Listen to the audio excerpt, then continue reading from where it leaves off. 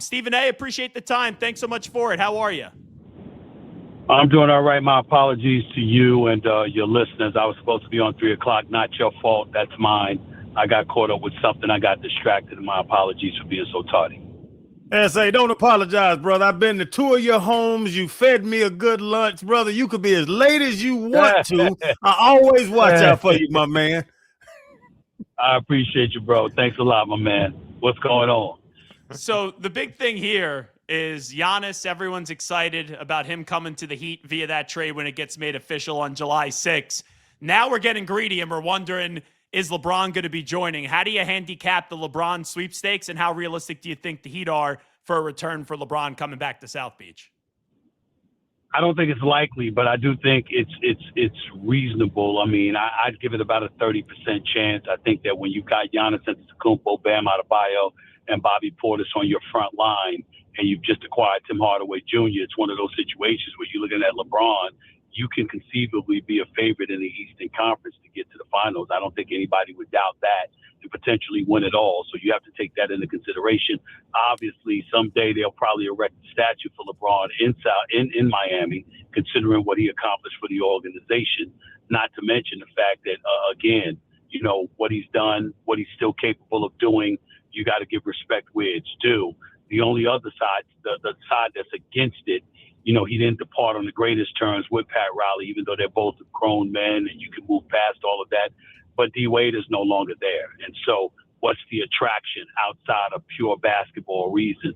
That's a legitimate question to ask yourself about him going to Miami. But nevertheless, there are worse places to be. There are worse organizations that you could play for. There's certainly a worse coach that you could play for, because Eric Spoelstra is a Hall of Fame coach. Pat Riley's a Hall of Fame executive. They're first class all the way.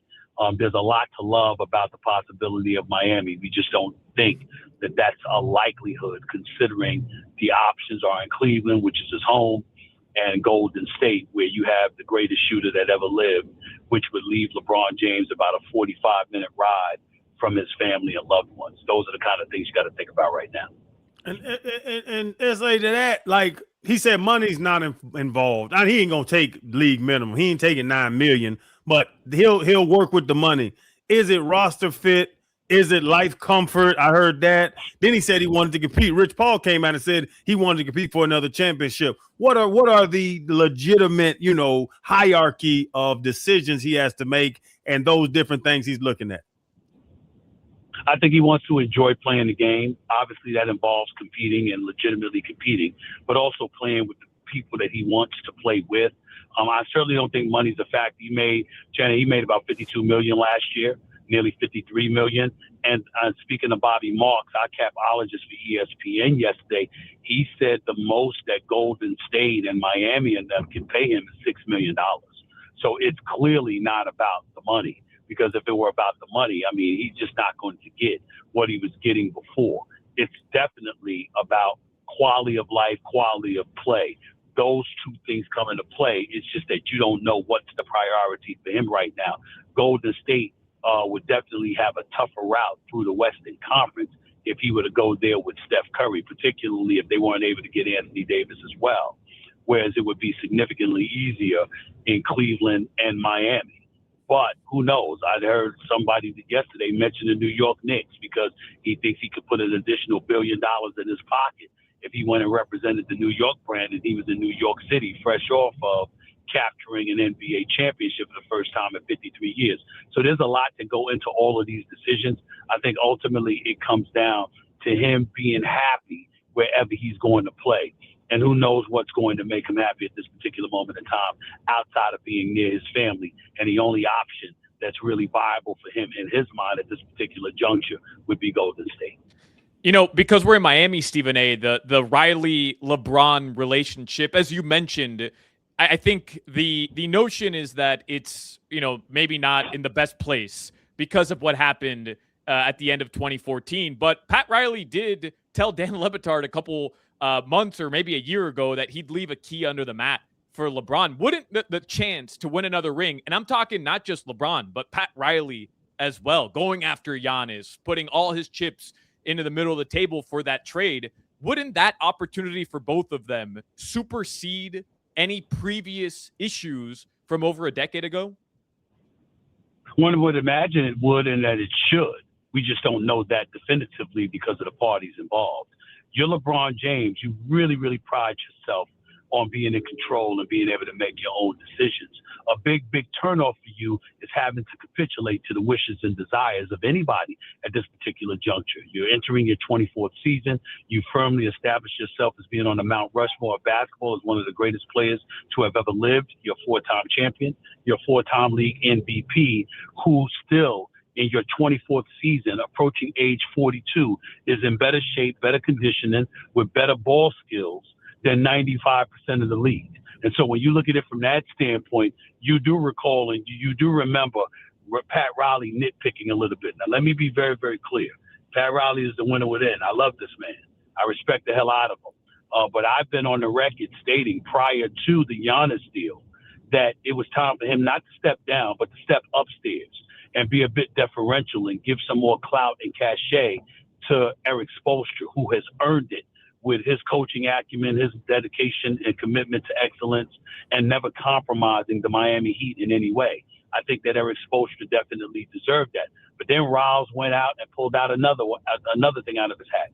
From the days of getting Alonzo Mourning and Tim Hardaway to getting Shaq, to drafting D. Wade, to ultimately getting a Jimmy Butler and what have you. This man continues to find ways to keep the Miami Heat relevant and competing for championships. They've been to 2 of the last 6 NBA finals, for crying out loud.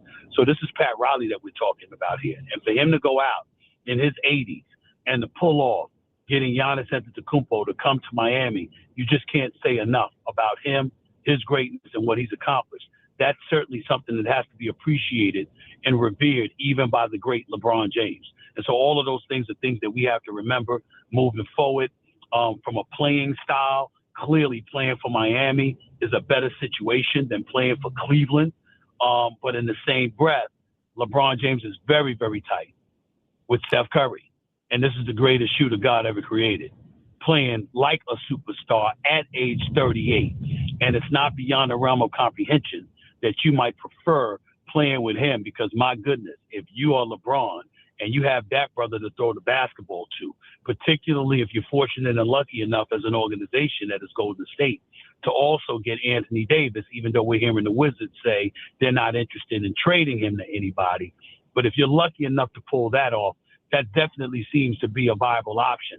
That should be entertained. But I will not deny that I think of all the options available to LeBron James, the very best option would be the Miami Heat. But you also have that backdrop of his relationship with Pat Riley, who, by the way, was a bit too rigid, a bit too stringent. And I think we all know that. We heard the whole chocolate chip story that D. Wade told that the Miami Heat still denied to this very day, that chocolate chip cookies and stuff like that. These are, like D. Wade would know, these are things that matter. The Miami Heat deny it. Let me be fair to them. But D. Wade and them are the one that told the story. And I can assure you people are going to believe D. Wade before they believe the Heat organization is first class as the Heat organization is.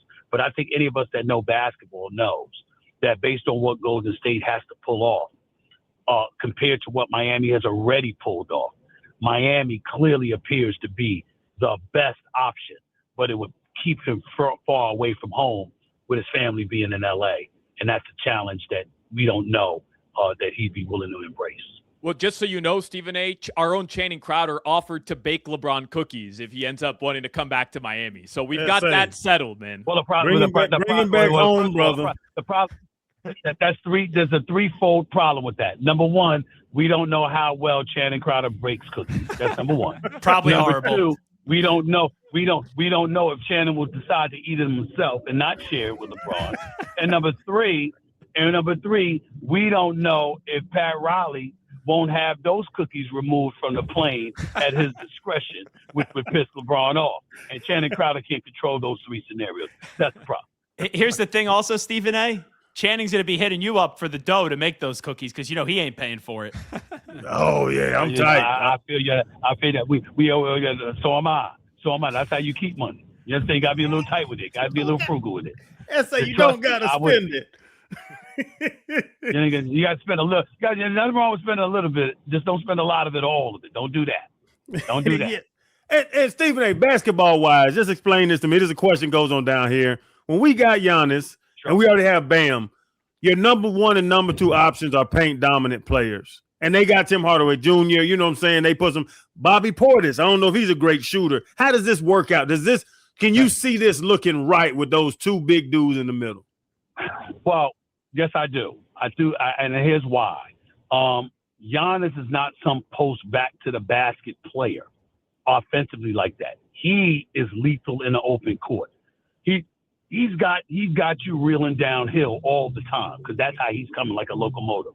Bam Adebayo can score. He's a 20 and 10 player, evidenced by his 83 points, even though that was an extreme aberration because that's not his game. But the other side to it, he's a 20 and 10 player, an all-star, and both of them are elite defensively. So you're automatically going to be one of the best defensive units in the game. So you got that out the way. What you need is guard play. What you need is somebody to run the show, okay? And run the show in a way from a very, very experienced standpoint that, you know what, you're able to do what you need to do. They need to build a bench, but also their backcourt. That's the challenge, but if anybody can pull it off, it's the Miami Heat. And I think that nobody knows that better than LeBron James. Wrapping up with Stephen A. Smith. Stephen A., I'm a white guy. I was not offended by your comments yesterday, but you did receive a lot of criticism. Right. How do you respond to that criticism? First of all, what else is new? When I care, I'll let you know, because I don't care. That's what comes with it. The bottom line is this. They're trying to make it into a race thing. I'm talking basketball. Obviously there have been phenomenal white players in NBA history, Larry Bird being first amongst them, Jerry West, John Stockton, Dirk Nowitzki, and so many others, Steve Nash and others. What I was simply pointing out was factual, which is this. There is no team in NBA history outside of the Minneapolis Lakers from 1949 to 1955 that have looked at three white players and said, you are the preeminent faces of our franchises. You are the stars, and we're paying you all the money. That has never happened. It didn't happen with the Boston Celtics from the days of Bill Russell.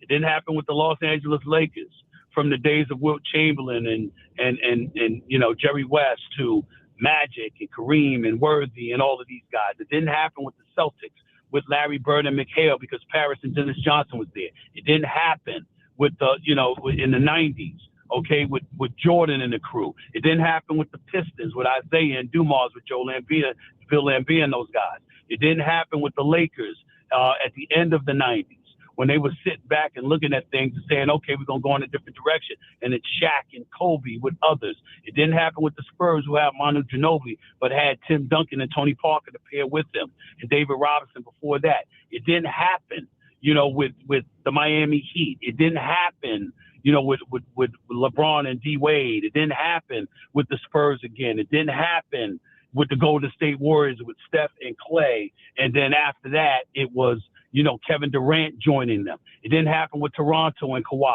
It didn't happen with Boston with Jaylen Brown and Jason Tatum. It didn't happen with the Knicks with Jalen Brunson and Karl Anthony Towns. There is no place in NBA history where you have seen three white guys as the stars leading you to an NBA championship. That is just a fact. And so what I was saying was, with these brothers out here today and how prideful and egotistical they are and how much they believe they are worth and that they've been shortchanged. And then when you see a guy like Cooper Flag, again, I call him Super Flag. He's phenomenal. Concaniffle, can ball. You see Luka Doncic, we know what he can bring, but they ain't playing together.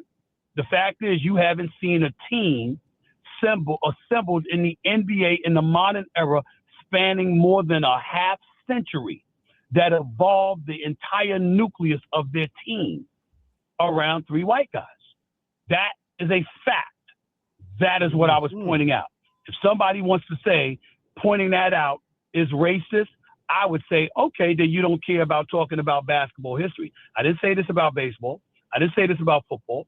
I didn't say this about boxing. I didn't say this about the UFC. I certainly didn't say it about tennis, golf, NASCAR. I'm talking basketball. In the sport of basketball, that is 70+% black. It is a fact that has not happened. If people have a problem with that, That's their problem. I'm not backtracking from it one bit. I'm not changing my position. It is a fact. What I'm saying, folks are going to have to deal with that reality. Last one for me, Stephen A. Smith. I know you got to run soon. Jaylen Brown, the aftermath of that trade, what does it do for Philly, and your reaction on what happened with Boston there at the end? Well, I was proven right again. I pointed out a couple of years ago how he wasn't necessarily liked, and it wasn't his fault. He's smart, pretty brilliant, I might add, philanthropic, a phenomenal player, arguably the best two-way player in basketball. This is what he brings to the table. Yet the Boston Celtics, every time they talked about trading somebody, it was always him, and it was never Jason Tatum. And Jason Tatum, I talked about this, and you remember a couple of years ago, Jaylen Brown was all about state your source, state your source. Well, who the hell gives you their sources? The fact is that what I said was absolutely true. They proved it because even after they beat Dallas in the finals, and he was a champion in an Eastern Conference and an NBA Finals MVP, Jason Tatum goes down.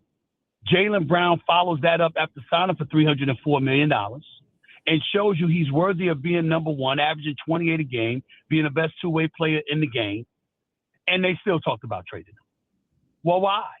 Because their attitude is that this guy is as great as he is, he can be a bit difficult. I didn't say he was difficult for me. I said they were saying he was difficult for them. Why? Because people watch the league. I cover it. I talk to people, agents, players, coaches, GMs, owners. I know these people because I've been covering it for 30 years. So, don't kill the messenger. And sure enough, what happens is with all of this noise, and he comes back and his dad comes back and everybody's making noise about stuff while not refuting the facts, I said, okay, here's the bottom line. He wants to be number one. He doesn't want to have to defer to anybody else. That's why he doesn't mind being moved out of Boston. He never asked for a trade, but he never had a problem with being moved because his whole thing was, I'm going to show you who I am and what I'm worth and what I bring to the table. And then he brought it to the table this year, averaging 28 a game, but they got bounced out in the first round to Philly after surrendering a 3-1 lead. 24 hours after losing in the postseason in the first round, he goes on his Twitch account with the cameras rolling and says that was his favorite season. Now, you can say that if you're the Memphis Grizzlies. You can say that if you're the Sacramento Kings. You can't say that if you're a Boston Celtic. How you think they feel? They got 18 banners hanging from their rafters. They don't want to hear that, which is what I said. I said, that is not something that you can say and think that Boston Celtics fans are going to be okay with that. And all of a sudden, this brouhaha develops because, oh, my goodness, he's coming at Stephen A. and he cussed out at Stephen A. But please, I'm a grown-ass man. That don't faze me. Say what you got to say. It doesn't change the facts. And the facts are you're a phenomenal player. You're a 1A kind of guy. You're a champion and an MVP and one of the best players in the world. And with all of that said, it still didn't stop them from saying, fresh off an Achilles tear with Jason Tatum, only able to come back for about 20 games, then getting hurt again in the postseason where you had to finish up the season because he couldn't go. You lost. And they still said, we'd rather have Jason Tatum than you. Now, that may not be fair, but that was the reality of the Boston Celtics, which is why they traded him. And where's the proof? They didn't just trade him, fellas. They didn't just trade him within the conference. They traded him within the division to their rival Philadelphia 76ers just to get him up out of there and to get themselves 2 first-round picks, 2 second-round picks, and a player that's 7 years older that is a shell of what he used to be, and certainly a shell of the player that Jaylen Brown is. That is who the Boston Celtics traded him for. Who looks right now? Stephen A., on the way out here, Channing Crowder admitted to us about a week and a half ago, 2 weeks ago, that he eats dinner in bed every single night. He cooks his dinner. like a 3-course meal, and then will sit his ass in his bed and eat his dinner. He claims more people do this than we give him credit for. It's comfortable, S.A. I only sit on the couch at the table. There's a lot of people. There's a lot of people that eat dinner in bed. I certainly do sometimes, no doubt about it. Now, I'm not going to leave, stuff there in bed and go to sleep. I'm going to get my ass up and take it to the sink and take it to the garbage or the garbage disposal and make sure I clean up after myself. But damn right, I'll eat in bed sometimes. Wow. But you know what? When you Channing Crowder, you can do what the hell you want to do. Former NFL player, obviously incredibly nice. You got a guy that's doing a great job on the Pivot podcast with his boys. And on top of it all, I've grown to have a lot of love for Channing. Channing is honest as they come. He's good people. He's very knowledgeable about sports. He's very, very fair-minded. And most importantly, if he's got something to say to you, he will say it to your face. You ain't got to wonder about where the hell he stands. He would tell you. He's my kind of guy. So I got a lot of love for Channing. A lot of love. I say Stephen A. got me on ESPN. He had a lot of checking off to do to get me on the show. But Stephen A., people always come to me because they've seen us on the Pivot together and they want to criticize or argue with me about points you make. Just let me know if my answer is correct. He said what he said. Sure. He doesn't mince words. He's very intelligent. It's no question what he meant, and that's what he meant. That's what I tell everybody about your opinions. Yeah. And the only thing that I would add to that is that I'm open-minded. So which means I'm open to being corrected. I'm not offended for somebody telling me I'm wrong. I'm not offended if somebody's showing me why I'm wrong. What offends me is when they do that and then try to personally attack me. Like, oh my goodness, you can't disagree with what I say and leave it at that. It's got to be an attack on my character. Why? Because you disagree with what I said? If I was like that on national television and with the national platforms that I have, how unfair would that be to countless human beings in the world? I'm capable of saying, I don't agree with that while still respecting somebody and the work that they put in every day and understanding that I might disagree with that point, but I'm not being disagreeable and I don't disagree with him as a person or her as a person because they're good people. We just don't happen to vibe on this particular subject matter. Last time I checked, that's what grown-ups are supposed to be about, and that's what I pride myself on being. And I'll also say, if people read your book, Straight Shooter, if they have an issue with you or a gripe with you about something you said, I think they'll have a greater appreciation for you. Because I don't read a lot of books, Stephen A. That was a phenomenal book that you wrote. Thank you, man. I appreciate it. I wrote it myself from start to finish, did the audio book as well. Some people have questioned whether I wrote it or not. Like, I'm going to lie about writing a book. Some people are just ridiculous with some of the stuff they make up. It's like, I've been a journalist my entire career, and I'm going to make up writing a book. Do you know do you have any idea how many people would have dimed me out if I didn't write the book? And I said I wrote the book, but I didn't? Are you kidding me? This is just ridiculous. But people are going to be what they are because people try to make headlines anytime they can because some people don't have real jobs. They look for clickbait because that's the only way they can make money, and they don't look at themselves and how they messed up their own futures, and instead want to point to changing times and stuff like that. But we got a lot of trifling people out here in this business, and y'all got to watch yourselves just like I watch myself because some people just ain't shit. Excuse my language, and that's just the way it goes. Stephen A., what a way to wrap it. But we appreciate the time. Love you, big bro. Always. Same here, bro. I'll talk to y'all soon. Take it easy, fellas. Yep. There you go. Stephen A. Smith joining us on Hochman, Crowder, and Solana. Will come on back right after these short messages.